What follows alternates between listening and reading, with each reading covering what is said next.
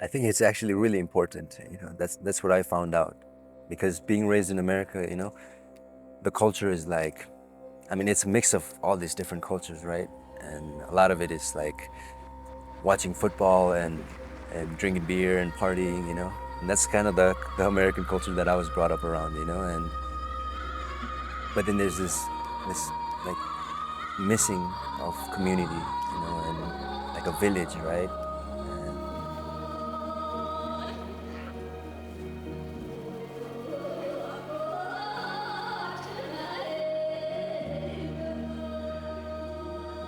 다링난도 내시 대인난이야 밍말라 단냠도요 밍말라 코나 벼바지 임박항시는 충사대 히말라야게 예유냐 독수충 데네 러죽지인도 독수파 아릴 친교지래샤 다 다자부터 독수 소소직 지도다 딘데기려 주주유민도 임베이네 코랑 하와이의 슈웨 값수 아니직 칼로 하와이 김미디도 아니 kum시다 록수이데 저기 코란이야 아니 이완 초도 삼바요 코란 수이나 삼 소소소 티와질레윤데 소소 미리기 룩규다 다가능시 제구 kum시 되저고리아 코란 장이야기 되발레제 독스 탄도 슈가 다람살레 ял레샤 밍만라 차천바이면 소소직 릭슝 디고리아 장이야기 되바치제 소소토 손타니 다가 탄다 다람살레 독스도 들려도다 쿠라인빈 직 니리니리 벽이 벤저 칸에 벽에 자야다 다가능시 안도안에 다니에 자야다 딘데기 탄다 그런 직 소소 릭슝다 게이데 두간야 배둔체데 체진버리샤 들려도 테나노네 직키나 인지미식 개그민도 벽에 개그민도 딘데 무슨 체제 그런데 심슈 팔마지 대체도 아니 테나노네 내고라 직 칼로 칸야야 지티로 치스 뚝스 여와치 주고요 it was like a if you take a lion and you put it in a different environment without it being its own self, and so I feel like in that sense a lot of people, like the friends that I had that were practicing cultures, right? They were carving, they were fishing, they were dancing. They had a lot more grounded sense of who they were and how to be, and versus some people that didn't know their culture as much. They were more easy to manipulate and easy to be controlled by society, and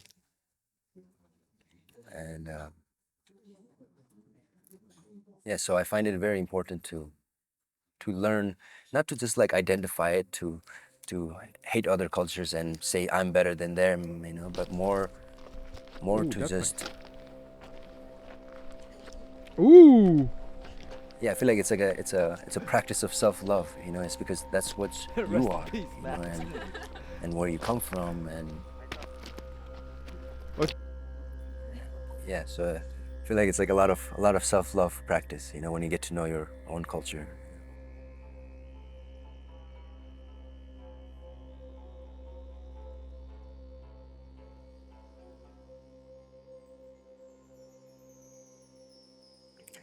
Yeah, I definitely felt that, wherever I went to, and whoever, like I felt like I was always trying to adapt to the environment that I was in. I was always trying to fit in, like how do I like fit into the American society or different Native American cultural society, and Hawaiian society, and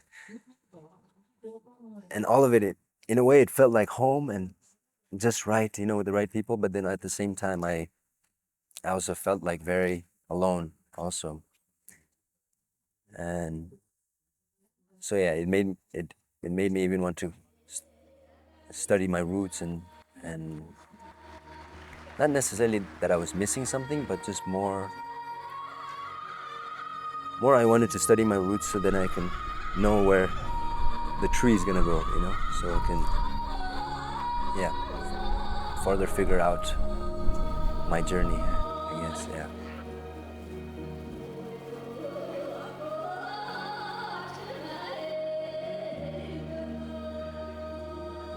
Man, now, yeah, I feel more and more. Because in a way, everywhere you go, it feels the same. Like even when I was in Mongolia, I was spending time with the different nomadic families, and they felt like home. They felt like my Mongolian ancestry was coming through, like this feels right.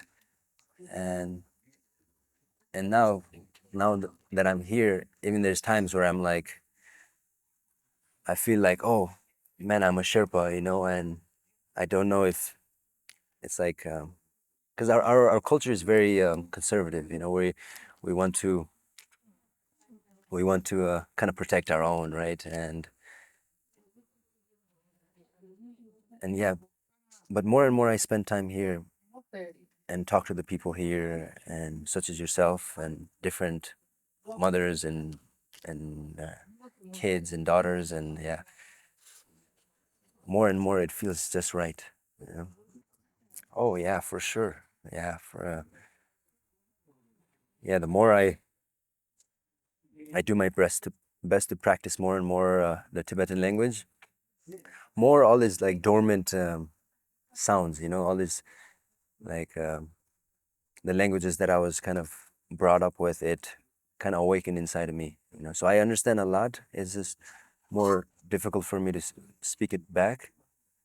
And especially dancing, when you're dancing in this with the whole community, right, in this giant circle, it feels like a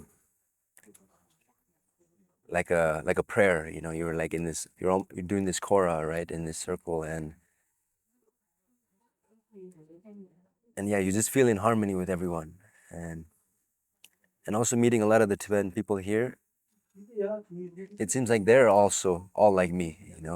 They're also alone, across the Himalayas by themselves, and over time made different friends here, and made a settlement for themselves here. And so yeah, from the outside it looks like, oh, this is this group of people, but then when I get to know the group of people, they're also all in their own, and practicing their own thing. And so more, it brought more peace.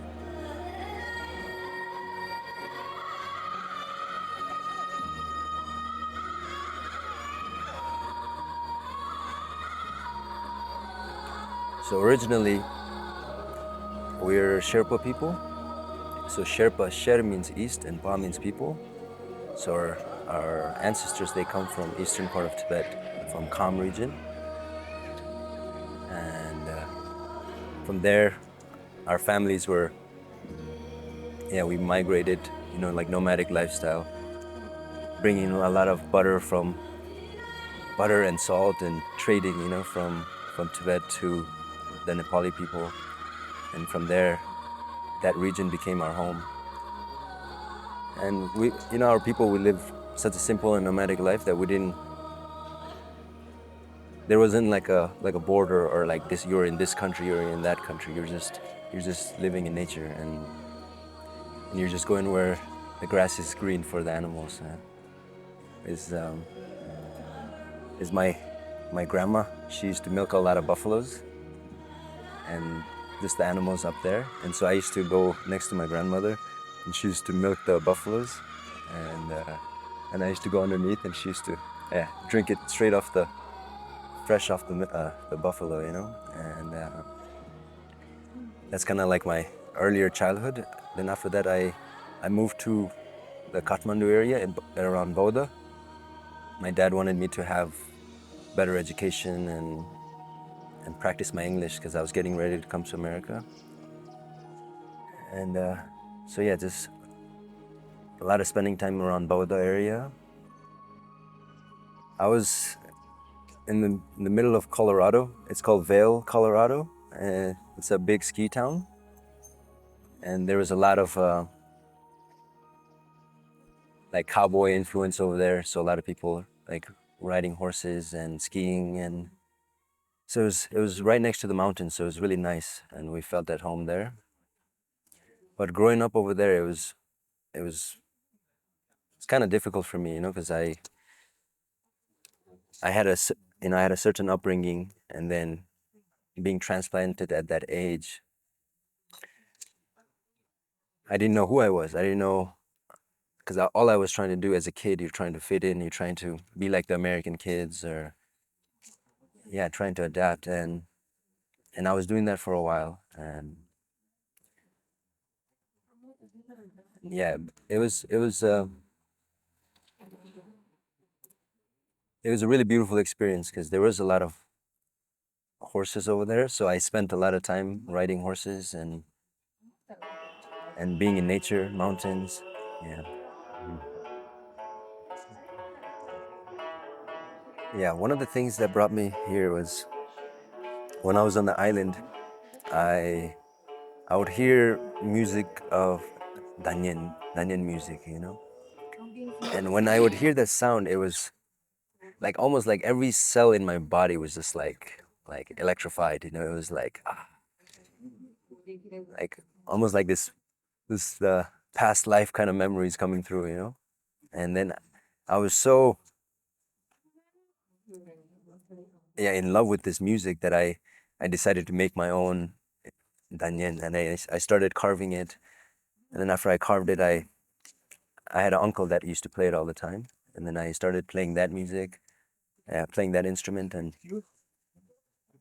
then after I played it for a while, I started singing in Tibetan also, and as I'm singing in Tibetan more and more, I'm like, oh man, it'll probably be a lot more helpful if I knew what I was singing about, and so then that led me to coming out here and studying Tibetan and learning Danyan lessons over here and Gorse lessons and just whatever I can soak up as much as I can. Yeah. So when I was in Hawaii, I made a lot of musical instruments. I designed, yeah, and created a lot of instruments. I was making Native American instruments, some Hawaiian instruments, and different Tibetan instruments as well. And but when you're doing it in Hawaii, everything is just so much more expensive, you know. And so I decided to learn Tibetan and music and all of it at the same time, and I got this little workshop here where I bought some wood and just a place where I can just be and create. And yeah, and sometimes in America we have such a capitalistic society, you know, where everyone is just going, you know, and going where, right? Like just doing a lot and not enough time to be creative and yeah, practice your art. Yeah. What it means to be a Tibetan for me is yeah, I feel like Tibet itself has so many different nomadic tribes that comes from different regions. They speak in different dialects, and I think what it means to be a Tibetan for me is, of course, mountains, right? Spending a lot of time with mountains in nature, and I always love the Dokpa lifestyle, you know, of the Tibetan nomads, which is, you know, they have their chupa and they have their horse and they just go where life takes them, and they adapt to the situation, you know, and yeah, so I was always really inspired by the nomadic people, you know, and yeah, politically it's a, you know, it's a different way of thinking, but I saw His Holiness, I think about a week ago. I Yeah, there was some puja they were doing over there, ceremony they were doing there, like a long night prayer. I was there for that, but just a few days before, I got to meet him firsthand, and yeah, it was my first time ever meeting him, you know, and it's a very powerful experience. Man, when I held his hand was so soft. It was like, and it was so warm, and I looked at him. it was kind of tough to look at him, look at him in the eyes, and it was like as if somebody can just see right through you and your whole life story. And so it it felt like I was like in the presence of this omnipresent being, this full of love and compassion. And so it made me realize, I was like, wow, like such a being exists in this world, and I didn't even know like people can reach that kind of level. And to have, yeah, such a powerful person represent Tibet, it was a really amazing feeling. Yeah, I feel, in a weird sense, I feel a lot at home. Like it might not have the best of technologies or best of infrastructures, but in this random chaosness, it feels very peaceful. Like yesterday, all day, me and my friends, we went to do some kora around, uh, yeah, like kora around His Holiness Temple, and then we just took a walk around the mountains, and uh, and I was like, wow, this is so peaceful, and relaxing to not to worry so much about bills and all of these things. So uh, I feel more and more that I'm growing into my own self, and like a lot of the times, yeah, with my time that I've been spending around practicing music and language, it, it's giving me more sense of a purpose with my time, because I've traveled in so many places. After traveling so many places, you just like there's beautiful places everywhere, and it's the world is so big, it's endless. And so it's really important for me to find a place where I can ground down and really learn and study and focus. And